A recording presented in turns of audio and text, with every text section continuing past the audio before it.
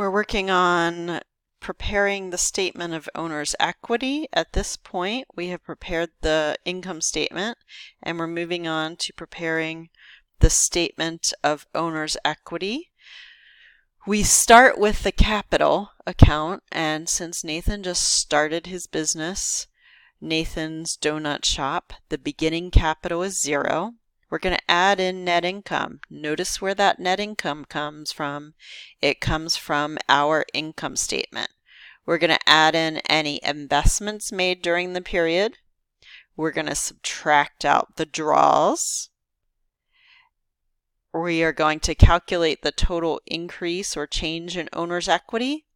And then we're going to calculate our ending owner's equity by adding in the beginning balance if there was any. So in Nathaniel H. Spencer Capital at the end of March 31st is $35,085.